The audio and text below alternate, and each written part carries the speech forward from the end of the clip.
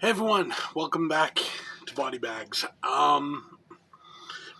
We're in another year week. The year we're covering this week is 1941, which is actually a little difficult because, you know, the 30s, you had your heyday of like horror and everything. Um, the 40s, it tended to drop down a bit. Honestly, I think there's maybe 12, maybe 13 horror movies that came out in 41, including the one I'm covering, which is, depending on how you read it, either Invisible Ghost or The Invisible Ghost. I'm sure it probably has some other titles as well. It stars Bela Lugosi, and essentially, it starts off, you got Bela Lugosi there. He's having dinner, and, his servant guy comes in, and he's remember to feed Mrs. Kessler first, and there's no one there, but he goes and puts a plate down there and everything. You come to learn, about 7 years before this, his wife, ran off with someone, and then there was a car accident, and, she disappeared, assumed dead, So he has been kind of mourning her all these years. In the meantime, there have been murders taking place, and it becomes evident within literally the first 10 minutes Bela Lugosi is the one committing these murders. It's made abundantly clear right at the beginning. But what this movie does really interestingly is you see him committing these murders.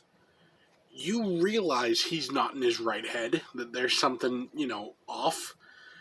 But you like him as a character. So you want him to get away with it. You keep wanting there to be a twist that, that he's not actually doing this, Turns out, his wife is still alive. She's kind of crazy, though. And essentially, he sees her, and he goes into, this murderous, trance, essentially. It's really... It's an odd movie, to say the least. And what works in it is you actually have...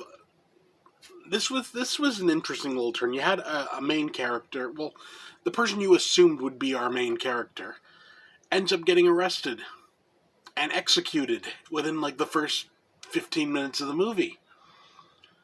Then all of a sudden, his brother shows up, played by the same actor. So, the twin brother comes back from some other country or whatever, and he's investigating what's going on. It's an enjoyable film. It really is. It's a complete set piece. There's just one house. That's it. No other sets that I can determine. Well, I think there's one. There's one a basement. So there's a basement and there's this house and that's it. And all in all, it's a really fun flick. It falls into the category that Bela Lugosi famously fell into, where he essentially typecast. So yeah, even at this point, he still has a lot of the Dracula mannerisms, when he's in this trance type stage, kind of, and doing the whole Dracula type thing, which is a shame because Bela Lugosi was actually, I feel, could have done a lot more in the horror genre than he was allowed to because of his success with Dracula. So, that is what it is, right?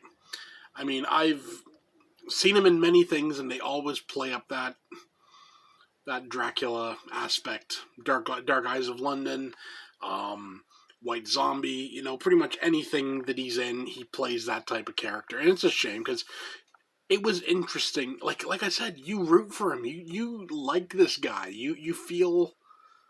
Even though he's killing these people, you feel no, this is a good guy, Kind of interesting. So yeah, for a rating, I'm giving this one 9 out of 10. I really enjoyed it. You can actually watch this all the way through on YouTube. No one. I'll see if I can leave a link below.